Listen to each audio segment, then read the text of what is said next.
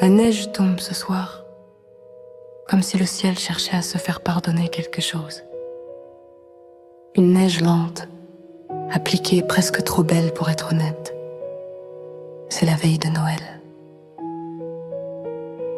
Je m'appelle Élise, j'ai 19 ans. Une vie normale, modeste, parfois bancale. Un appartement qui laisse passer le froid, une mère qui se bat sans bruit, un père qui aime à sa façon discrète. Et depuis toujours, ce sentiment étrange, être légèrement décalé comme une note juste, mais dans la mauvaise portée. On frappe à la porte. 3 coups pas pressés, pas hésitants, des coups qui savent pourquoi elles sont là. Quand j'ouvre, je comprends immédiatement que Noël vient de changer de visage. Sur le palier, des manteaux élégants, des regards mesurés et un homme aux cheveux gris qui prononce mon nom, comme s'il le portait depuis longtemps. Élise Martin. Ils entrent, le salon est trop petit pour ce qu'ils apportent, leurs mots tombent un à un, lourds, irréversibles.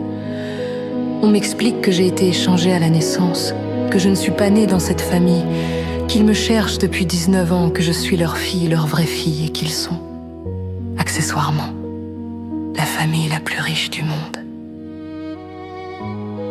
Je ris un rire nerveux, presque déplacé, puis je pleure, parce que mon corps comprend avant moi que plus rien ne sera jamais simple. Les jours suivants, la vérité complète se dévoile, comme un cadeau empoisonné qu'on aurait mal emballé. La sage-femme. Une femme oubliée, morte depuis longtemps. Elle avait une fille, sa fille promise à une vie étroite, pauvre, sans horizon. Cette nuit-là, à la maternité, elle a décidé de jouer à Dieu.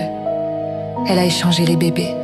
Elle a donné à sa fille une vie de princesse et elle m'a donné, moi, à une famille aimante mais sans fortune, comme on déplace une pièce sur un échiquier sans demander son avis. Je comprends alors que le hasard n'est pas toujours innocent. La fille de la sage-femme a grandi dans le luxe, les palais, l'abondance. Moi, j'ai appris à compter, à renoncer, à me contenter. 2 enfances, 2 mondes, une seule faute. On m'invite chez ma famille biologique, un château moderne, immense, silencieux. Tout y brille trop fort, les sols, les lustres, les sourires. On me regarde comme un trésor retrouvé et comme un problème à résoudre. On m'offre des vêtements, des bijoux, des excuses. On me parle d'avenir, de nom, d'héritage. On attend de moi que je sois à la hauteur d'une histoire que je n'ai pas vécue. Je me sens déguisée, une reine sans royaume intérieur. À minuit, je sors seule sur la terrasse. Le froid me mord les joues. La neige craque sous mes pas et dans ce silence blanc, quelque chose devient clair. Le sang explique, mais il n'oblige pas.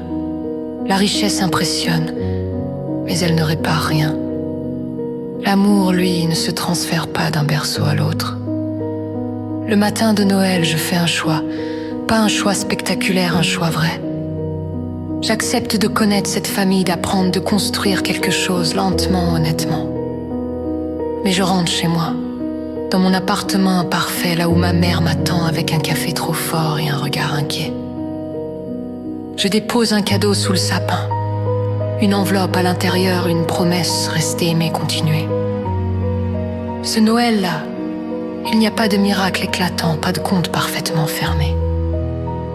Juste une vérité simple, presque douce.